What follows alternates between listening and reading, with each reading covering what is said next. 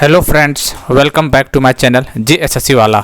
चलिए दोस्तों, हम लोग को झारखंड सचिवालय का टारगेट है एटॉमिक स्ट्रक्चर का जो क्वेश्चन बच गए थे वो हम लोग करने वाले हैं। ठीक है, केमिस्ट्री का है।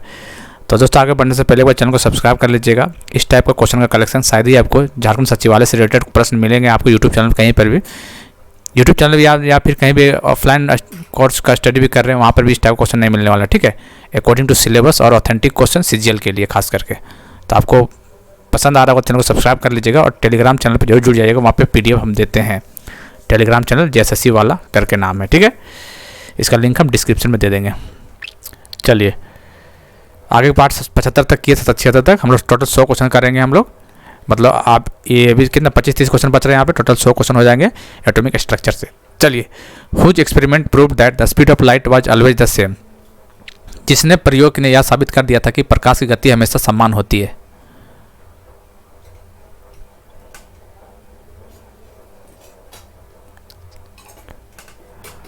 बताइए कौन किया था?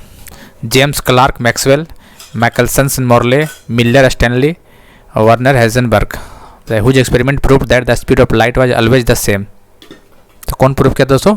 Michelson and Morley. ठीक है, याद रखिएगा, माइकलसन एंड मोर्ले ने किया था। चलिए, the photoelectric effect is described as the ejection of electron from the surface of metal when.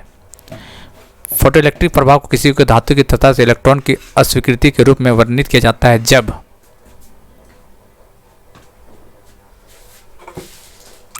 क्या होता है?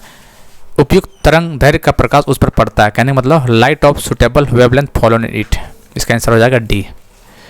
अच्छा, the value of the bore radius of hydrogen atom. खूब इंपॉर्टेंट क्वेश्चन है, क्वेश्चन बन जाता है। Bore radius of hydrogen atom को बताइए, रेडियस पूछ जाएगा तो कितना बताइएगा? बताइए सेंटीमीटर में, ध्यान दें, एक में रट्टा मारिए, सेंटीमीटर में रखना है। हो सकते है आपको mm में दे दे, वहाँ पे हो सकता है आपको मीटर में दे दे। तो आपको एक चीज़ याद रखना है, ध्यान देना यूनिट का। ठीक है, सेंटीमीटर में तो बताइए कितना होगा यहाँ पे? तो याद रखिए 0.59, 0.529, 10 की पावर -10 सेंटीमीटर याद रखना। ठीक है, सेंटीमीटर में हमेशा याद रखिएगा, सेंटीमीटर। बाकी जे आगे जो आएगा कन्वर्जन कर लीजिएगा। यहाँ पे मीटर में तो मीटर में कन्वर्जन कर लीजिएगा, mm में तो mm कर लीजिएगा। लेकिन आपको याद रखना है हाइड्रोजन का 0.529 इंटू 10 की पावर -10 सेंटीमीटर याद रखना आपको। ठीक है, प्रोटॉन की समान संख्या वाले परमाणु लेकिन विभिन्न संख्या से न्यूट्रॉन डायरेक्ट कहलाते हैं। Atomic having the same number of proton but different number of neutron. तो इसको क्या बोलते हैं? ऑब्वियस बात है दोस्तों, इसको आइसोटोप्स बोलते हैं। क्या बोलते हैं? समस्थानिक आइसोटोप्स बोलते हैं इसको। The number of unpaired electron in Mn+2। बताइए अनपेयर्ड इलेक्ट्रॉन Mn+2 कितना होता है? इसको तो इसका अलग से हम करवा देंगे। ठीक है, अनपेयर्ड इलेक्ट्रॉन कैसे निकाला जाता है, हालांकि आप ये इस टाइप क्वेश्चन नहीं आएगा एग्जाम में देखा जाए तो। हालांकि एक बार देख लीजिएगा Mn+2 का अनपेयर्ड इलेक्ट्रॉन।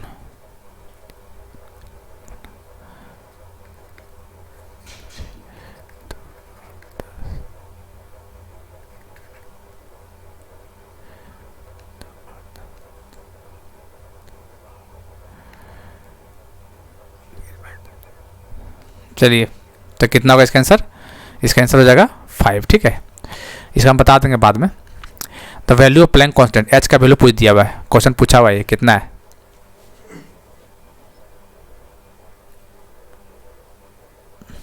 तो याद रखिएगा कितना है? 10 के पावर -34 जूल सेकेंड होता है। ये यूनिट आपको याद रखना है, प्लैंक कांस्टेंट का जूल सेकेंड होता है। ये 6.62 इंटू 10 के पावर -34 जूल सेकेंड है। ठीक है, पर सेकेंड है, जूल सेकेंड है। प्लैंक कांस्टेंट मतलब H बोलते हैं इसको। Reverse effect of X-ray emission was. X-ray उत्सर्जन का उल्टा प्रभाव क्या होता है? एक्सरे का रिवर्स इफेक्ट क्या होता है वो पूछा हुआ क्वेश्चन है, क्वेश्चन बना हुआ है ये। Reverse effect of X-ray emission is photo electric effect. क्या बोलते हैं? प्रकाश विद्युत प्रभाव उसको बोलते हैं। D इसका आंसर हो जाएगा। आइसोबार क्या होता है? आइसोबार, अच्छा, isobars are line displaying area of equal. Isobar के क्षेत्र प्रदर्शित करने वाली रेखाएं समान होता है। आइसोबार में क्या होता है बताइए?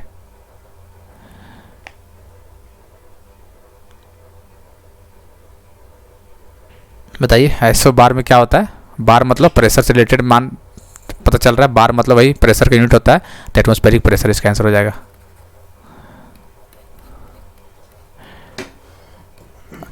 Which of the following atom has a non spherical outermost orbit. निम्नलिखित परमाणु में से किसमें एक अवृत्तक कार वाह्य कक्षाएं परिक्रमा है। Which of the flowing atom has a non spherical outermost orbit में, non spherical.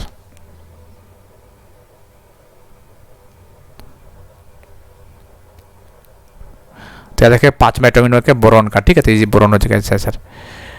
Who was the first to explain hydrogen spectrum, hydrogen spectrum की व्याख्या करने वाला पहला व्यक्ति का नाम बताइए, ठीक है। हु वाज द फर्स्ट, कौन हाइड्रोजन स्पेक्ट्रम के बारे में सबसे पहले एक्सप्लेन कौन किया था? डाल्टन, नील बोर्स, रदरफोर्ड, जे थॉमसन। तो बताइए, तो याद रखिएगा कौन किया था? नील बोर ने किया था शायद ना, ये इसका आंसर दोस्तों नील बोर ने किया था, ठीक है। हाइड्रोजन एटम पहली बार एक्सप्लेन जो किया था नील बोर ने किया था, इसका आंसर बी हो जाएगा। आयनों के परमाणु में निम्नलिखित जोड़े पर विचार करें। Consider the following pair of ion atoms. Iso electronics, तो सेम नंबर पर इलेक्ट्रॉन जो होता है, तो आप निकालना पता ही होगा, निकाल लीजिएगा। आइसो इलेक्ट्रॉनिक मतलब सेम नंबर पर इलेक्ट्रॉन। तो कहाँ कहाँ होता है सेम नंबर इलेक्ट्रॉन? देख लीजिए, सोडियम का कितना होता है? 11, और प्लस में इसका प्लस का मतलब क्या होता है? एक माइनस हो जाता है, याद रखिएगा। तो इसमें 10 हो गया। नियॉन का कितना होता है? 10 हो गया, तो ये सेम हो गया ये। चलिए इसका देखते हैं, सोडियम का कितना हुआ? 11 होता है प्लस 1, तो 10 हो जाएगा। और इसमें अलग है, ये 17 हो जाएगा, तो ये गलत, ये नहीं मिलेगा। चलिए के 18 है, ठीक है, अरे प्लस में तो -1 करेंगे तो 17 हो जाएगा। और सॉरी 19 होता है इसका, सॉरी 19 है, और के 19 होता है ना, प्लस है तो -1 हो जाएगा, 18 हो जाएगा। और क्लोरीन माइनस, क्लोरीन का 17 होता है, अब माइनस में मतलब +1 करना है, तो 18। तो देखिए ये भी है सेम है, 18। तो आइसो इलेक्ट्रॉन ऐसे ही निकालना आपको, ठीक है। प्लस का मतलब एक माइनस कर देना है, माइनस का मतलब एक प्लस कर देना है। यदि +3 रहेगा तो -3 कर देना। कहने का मतलब एक क्वेश्चन एग्जाम्पल के तौर पर मान लीजिए, एग्जाम्पल बता रहे, ये मान लो +2 ऐसे करके, ठीक है, ऐसे मान लीजिए। तो इसमें क्या करिएगा, सोडियम का 11 होता है तो +2 है तो -2 कर देना है, ठीक है, समझ रहे हैं कहने का मतलब। तो इसका आंसर 1 और 3 सेम हो जाएगा। एक परमाणु में कक्षा की बोर की अवधारणा का खंडन डैश द्वारा किया गया है। Bohr concept of the orbit in atom was contradicted by.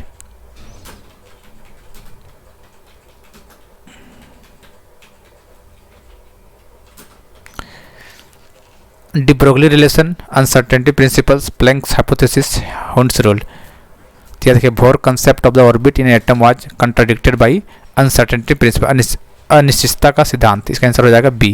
क्या हो जाएगा? B. The spectrum of helium expected to be similar to that of, बताइए क्या हो गया?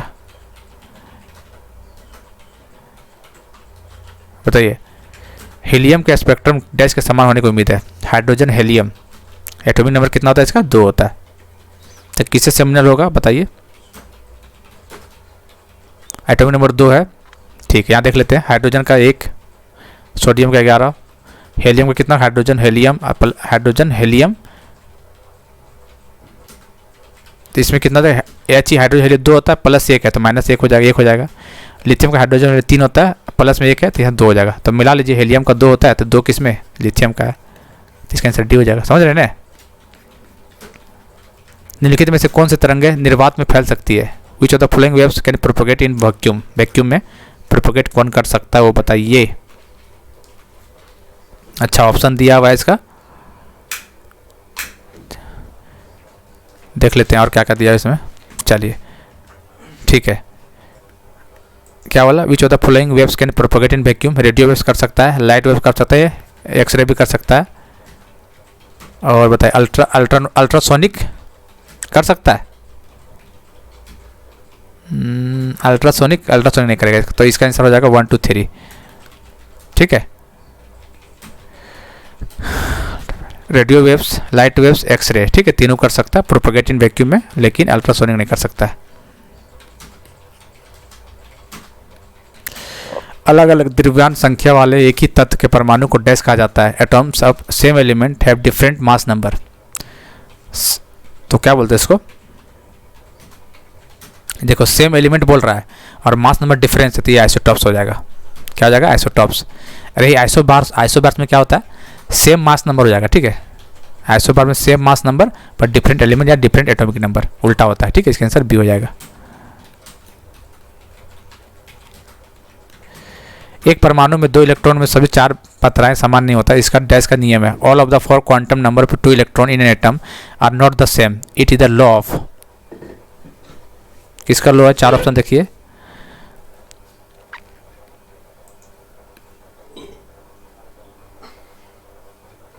सेम डायरेक्शन ऐसे नहीं हो सकता, ठीक है। All the 4 quantum number of 2 electron in atom are not the same, same नहीं हो सकता। ये क्या बोलता है? पाउली का अपवर्जन सिद्धांत, पॉलिज एक्सक्लूसिव प्रिंसिपल पे बेस है, ठीक है। देखिए लाइमैन सीरीज, बामन सीरीज, पास्चन है, तो लाइमैन, बामन, पास्चन ये सब सीरीज नहीं है, पूछना चाहिए शायद, लेकिन फिर भी एक बार देख लीजिए। Lyman series of electron jump from high energy level to the K shell, ठीक है। तो याद रखिए लाइमैन होता है, लाइमैन, बामर, पास्चन ऐसे करके बहुत सारा 3-4 को सीरीज होता है। तो एल लाइमैन में के में होता है, फिर एल होता है, फिर एम होता है, ऐसे करके चला जाता है। तो लाइमैन क्या रखने के एनर्जी लेवल में गिरता है, ठीक है, हाई एनर्जी लेवल टू के एनर्जी लेवल तक। ये सब सीरीज नहीं पूछना चाहिए, ठीक है, लेकिन कुछ कह नहीं सकते हैं, इस थोड़ा बहुत देख लीजिएगा कहीं किताब उताब में दिया होगा तो। लाइमैन सीरीज, बामन सीरीज, पास्चन सीरीज, समझ रहे हैं। समस्थानी के रासायनिक गुण, केमिकल प्रॉपर्टीज और आइसोटॉप्स। केमिकल प्रॉपर्टी, आइसोटॉप्स का केमिकल प्रॉपर्टी क्या होता है बताइए? तो याद रखिएगा जो आइसोटॉप्स का जो केमिकल प्रॉपर्टी होता है समान होता है, मस्ट बी द सेम। इसका आंसर पहला ही हो जाएगा, ऐसा केमिकल प्रॉपर्टी सेम होता है, याद रखना आपको, ठीक है।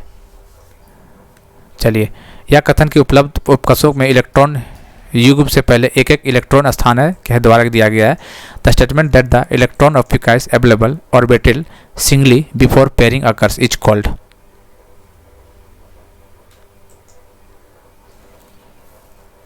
तो किसका है? आइंस्टाइन सिद्धांत है, रदरफोर्ड का है, पॉली एक्सक्लूसिव। पॉली एक्सक्लूसिव यही बोलता है कि सेम एक ही ऑर्बिट में नहीं होना चाहिए, तो ये तो नहीं होगा। तो इसका आंसर होगा हुंड्स रूल, हंट्स का नियम होगा, ठीक है, हुंड्स रूल होगा। क्या बोलता है? The statement that the electron occupies available orbital singly before pairing efforts is called Hund's rule. चलिए बताइए।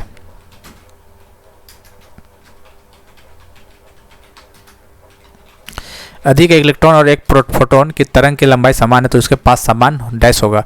If an electron and photon have the same wavelength then they will have the same, बताइए।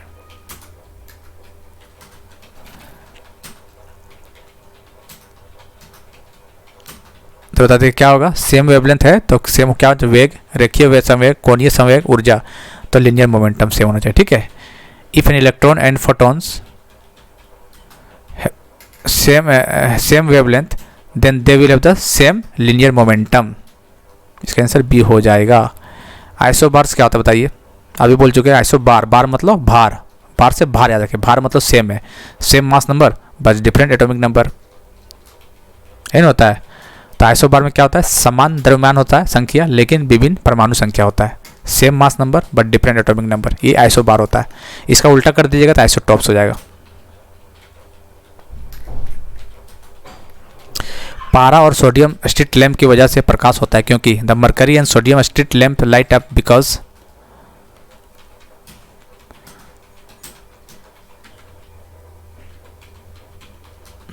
Of परमाणु उत्सर्जन के कारण, ठीक है। क्या होगा? एटॉमिक इमिशन, परमाणु उत्सर्जन के कारण। अल्फा कणों 2 धनात्मक आवेशों को वहन करता है, इसका द्रव्यमान लगभग बराबर है, इसलिए the alpha particles carries 2 positive charge. It mass is very nearly equal to that of, बताइए अल्फा किसका बराबर होता है? अल्फा पार्टिकल्स हेलियम, नहीं इन होता है।